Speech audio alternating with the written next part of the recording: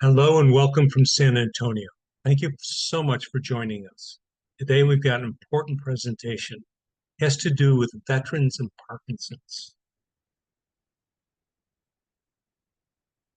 First, before we get started, this presentation, it's a product of the San Antonio Coalition of Veterans and Families.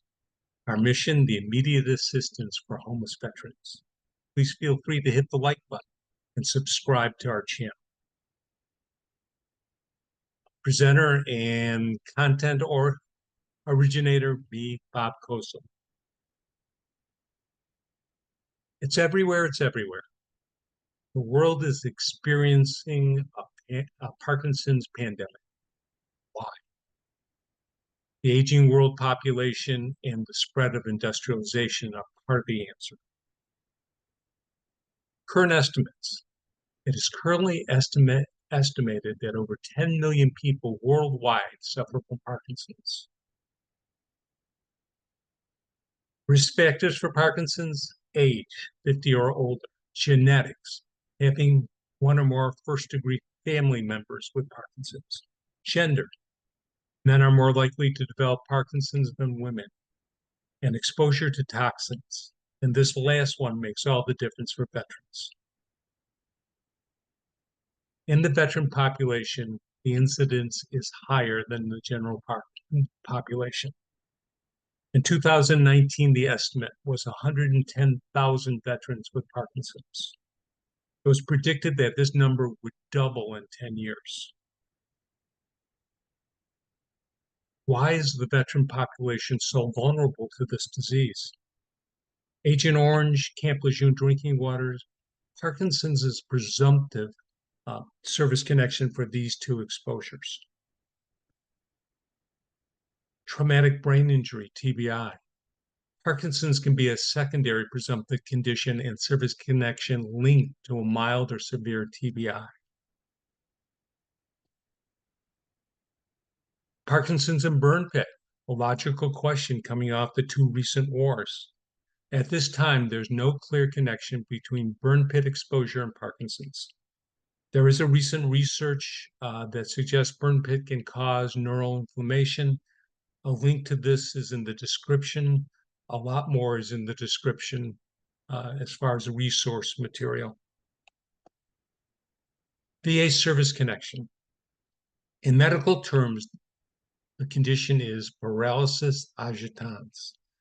If you go to 38 CFR Chapter 4, the rating chapter, you won't find the word Parkinson's. You'll find this term. This is the original term given by Dr. Parkinson's to what he observed. The diagnosis is only a 30% service connection, which seems odd because it's a very potentially debilitating disease.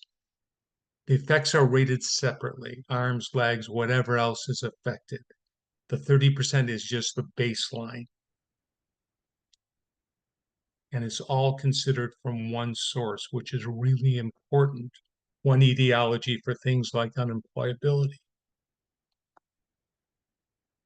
Background on Parkinson's. What is Parkinson's?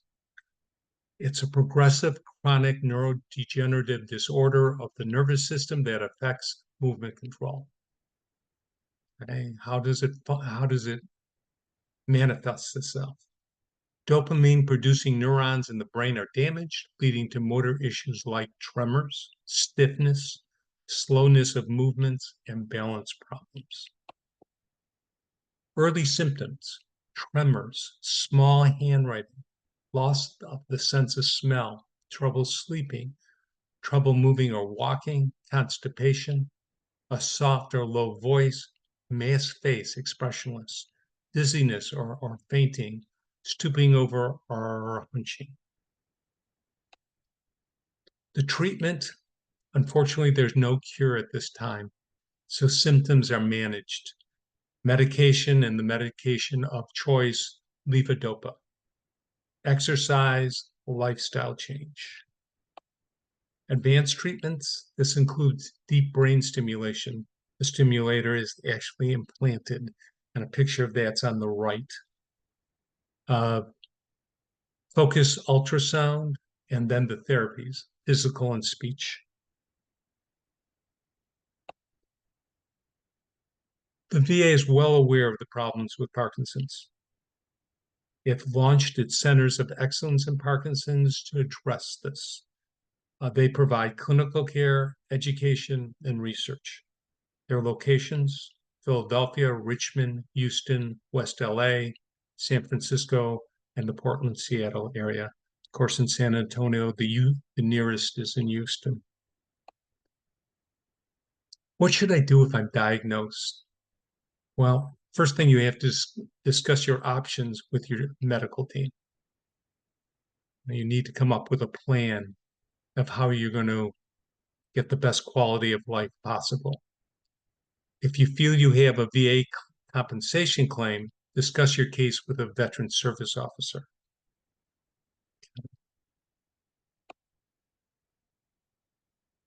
What if you don't have a claim? What if you weren't exposed in the military that you can show? Still consider enrolling in the VA healthcare if you're not already enrolled. The VA has no copays for equipment. Okay. If you're concerned about copays for medical treatment, take proof of your diagnosis to the business office. If they declare you catastrophic, you can be moved to priority 4, lessening copays. So if you're priority 8, you would be moved up to priority 4.